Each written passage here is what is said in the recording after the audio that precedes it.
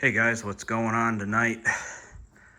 Been a while since I've done a video here. It's been, I think, almost 6.5 months, but been going back and forth, contemplating what I wanted to buy for my next project, and went and looked at my original was the RSV4 Aprilia, and just after reading all the reviews on those, hit and miss.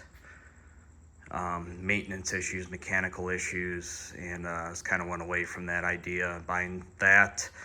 And just as I thought about it more, I just kind of want to go away from the street bike scene, I guess, last 20 years on streets. And it's with my work schedule and everything else. It's just, I don't know, wasn't ideal, I guess, and just got kind of bored with it. So wanted to go towards the off-road scene. Was thinking about getting a side-by-side. I was looking at the Polaris Razors, and those get pretty pricey up in the for the higher end ones, around $30,000 or more. And then by the time you do all the modifications, everything like that. So then I got looking at the street legal enduro motorcycles, and ended up going with this.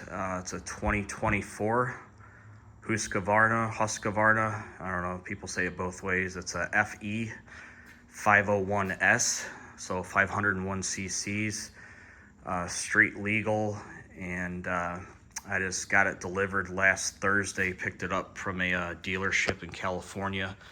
Had it delivered from U-Ship, got a really good deal on it. I think I paid just over $3,000 under MSRP on it out the door. Super good deal. So that's one of the other reasons I pulled the trigger on this. Was also looking at a KTM. Just kind of like this bike a little bit better, color scheme and everything else. These are pretty much the same as KTM. The only difference on these, it has the linkage suspension on it, or the KTM's a little different. I can't remember what they call it, but basically it's this different suspension on the rear. And KTM comes with, I think, Brembo brakes on it. This is Brake Tech. So I used to race enduros back in my late teens, early 20s for several years, and then that's when I got out of that, went to the street bike scene. So now I'm going back to the dirt off-road scene, and kind of looking forward to this, because nice thing about it, with it being street legal, I can just hop on this from my house here and head out on the street, and then go off-road in the desert and hit the trails up on it. So I'm just kind of going to go over the build on this and what my plans are for it, and kind of go over all the parts. Like I said, I didn't know anything about this bike when I started looking at it, so obviously watching lots of YouTube videos, Google research, forums, Facebook pages, stuff like that, just to get more information on this and figure out what I want to do as far as modifications. So the one thing I already have done to it, down in this area here, same thing like the R6, had the stupid smog stuff on it, and the charcoal canister and all that crap. Actually, the charcoal canister, it's hollow in here in the frame part, and the whole thing like sat up in the frame here. So then of course you had all the hoses, everything like that. So I got all that removed last night, got everything capped off, got the dummy plug into the wiring harness so it doesn't throw any codes on it. And next I got the O2 sensor I'm going to have to remove on it. And I guess I'll start here. So I already took the stock chain off of it, and the front sprocket is off. I ordered aftermarket chain and sprockets for it. I just went with JT. I got most of the stuff from Rocky Mountain ATV and Motorcycle, along with Slavens Racing up in Colorado. Keeping the stock gearing on it for right now, but the OEM, the sprocket on the rear is aluminum, and I wanted to do steel because aluminum just they don't have longevity like steel does. And I also have a a DID 520. I think it's the EVRT, a nice high quality gold chain coming for it. As far as the rear goes, Takamoto is another good company. They're in Vegas. They have a lot of aftermarket parts for these bikes.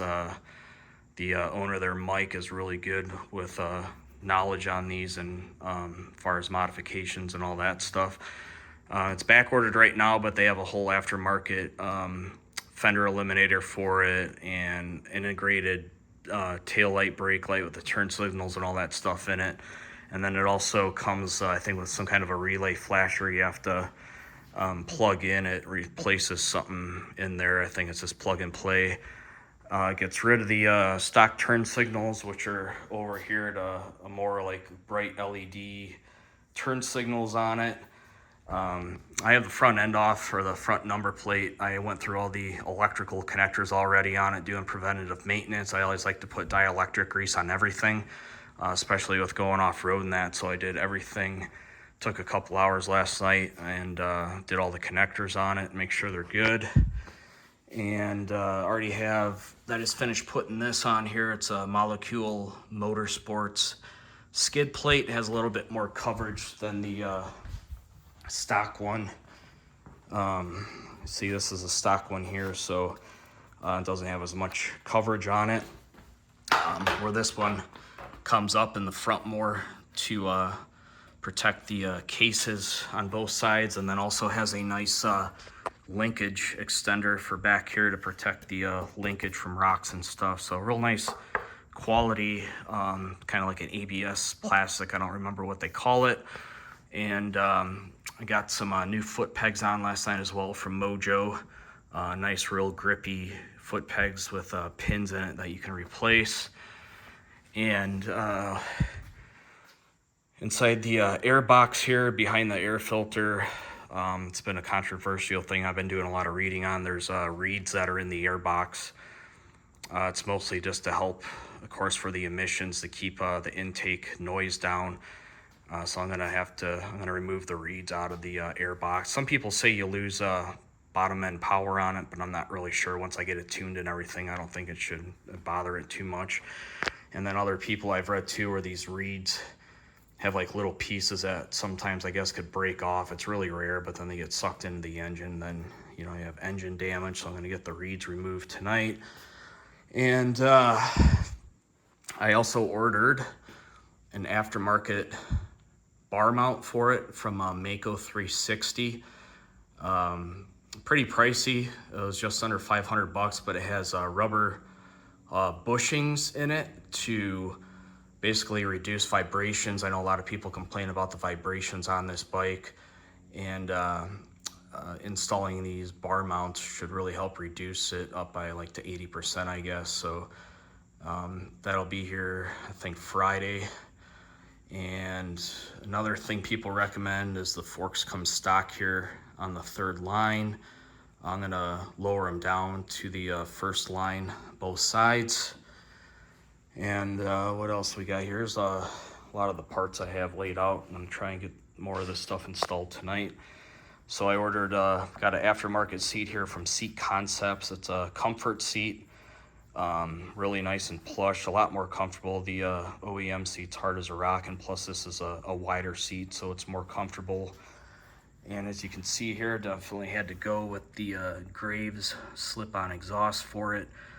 Titanium canister with carbon fiber end cap on it. And I also did a aftermarket fuel tank here from Acerbis. This is a 3.9 gallon tank, where the OEM one, you can see it's over here. This tank's only, I think, like 2.2 gallons. It's pretty small, so the 3.9 will be a lot better. I guess you can get almost up to 200 miles out of the 3.9 gallon tank, so that'll be nice. I just got this here today from P3 Motorsports, or P3 Carbon. This is the carbon header pipe protector that goes on it. And a lot of the other stuff I got for protection and that, I did a lot of stuff from Bulletproof Motorsports and or Bulletproof Designs, I think they're called. So got a oil, I did everything mostly in anodized blue. So I got an oil fill cap. This is the brake pedal. It's a bigger brake pedal that's removable. It just screws in. The OEM one comes off. Got a rear caliper guard, and I am waiting on the rear disc guard. So this it's only compatible with the rear disc guard, so this will mount into the disc guard when that mounts up on it. And this is the fork lug guard for the right side. I got the front disc guard with built-in lug guard on it. That is a swing arm protector that goes on back here. It just bolts on up here to protect the tabs on that so they don't break off. I got a oil filter cover, Serbi's exhaust guard that just goes on the end of the exhaust can. I got, what else did I get? Oh, there's the JT sprockets. I got the rear brake fluid reservoir cap. This is the front sprocket washer cover, goes over the front sprocket. Master cylinder cover. That piece, I'm not sure what that is. I might have accidentally ordered two oil cap covers, I'm not sure. These are aftermarket mirrors. These are from Double Take, the Enduro mirror set. They're the 2.0, the newest ones they have out. Real nice adjustable mirrors. And then of course I had to do the Samco silicone radiator hoses for it. There's 3 hoses. And I was trying to figure out the setup. I mean, it looks pretty easy. You got a hose here. There's a hose here. And then there's another one on the other side. But I was looking up here. It almost looks like there's radiator hoses that go between the frame up there to connect both sides of the top of the radiator. But they didn't include those. I'm not really sure how that works, or if these are just like rubber mounts for it. But I would think it connects through the other side. And here's the other hose. There's 1, 2, and then 3 hoses. And I also have some billet aluminum radiator guards on the way to get rid of this plastic. So once I get all these parts on, get everything set up, I have to get the sag set on it. I think the suspension on this, it said it's set up for a rider up to 187 pounds. So I'm just under that mark. I think I'm about 180 with gear, 185. So I should be good. I'll have to go ride it and see how it is. And I also have I ordered a tire machine from Rocky Mountain. It's only like $200. It's just a manual tire machine. Because these wheels did not come with the rim locks installed, so I ordered, actually they included with some of the parts kit that came with the bike, just some rubber ones, but I ordered some aluminum rim locks for it. And then I also have over here, I got some heavy duty tubes from Tusk. These are 4 millimeters thick, so these are really good for desert riding, so you don't get any punctures. And one of the main reasons I ordered the tire machine, because if anyone's tried to manually change a dirt bike tire before, you know how much of a pain in the ass they are. So a tire machine should make it a lot easier. And I also bought a wheel balancer as well to do that. And just got this stand that came in today too from Tusk. You can jack it up, goes up a lot higher, so you don't have to bend over and work on the bike, which is super nice. It's a Tusk scissor lift, it's called. And then I also have this LS1, just a regular lift to store the bike on from Matrix Concepts, which is pretty nice. And then I'm probably going to end up going with a graphics kit for the plastics once I figure out how I want to do that. And then one of the last major things that I have ordered today, I ordered the Get ECU, aftermarket ECU for this. So it's one of the probably best modifications you can do on this to get everything set up correctly on this bike, because these bikes come really pretty lean from the factory. So that'll really help. Then once I get the Graves exhaust on, have the aftermarket ECU, and once the ECU's all hooked up, it'll have a map switch up here on the bars that'll have like an A and B mode, almost like the R6, or you can go through different maps. I'll have like a race mode and then like a standard mode. And then it also comes with a traction control on it too, which will be pretty sweet. And it has a knob that will go on the right side of the handlebars, so you can adjust traction control on it. I think I ordered the ECU from Slavens Racing, and they're supposed to contact me tomorrow to figure out the mapping for the bike. They said they go off usually what your aftermarket parts are, like exhaust, what kind of riding you do, and elevation and stuff like that. So should have a pretty good setup once I receive that, get it installed. This bike has absolutely 0 hours on it, no miles. So once I get everything installed, I'll have to go break it in. Husqvarna calls for a 1 hour break-in period on this. So 1 hour, and then just change the oil on it. I already have some AMSOIL dirt bike oil, 10W50 for it. And then I think after the 1 hour interval, it's anywhere from like 10 to 15 hour interval oil changes, just depending on your riding location, stuff like that, as far as like heat and if you're in a lot of water or dust. And yeah, so this is the new project. Plenty of parts to get installed and get this thing set up and ready to go. Looking forward to it. And if you guys are still interested in watching some more videos on the build progress and everything about this bike, go ahead and stay tuned. Thank you.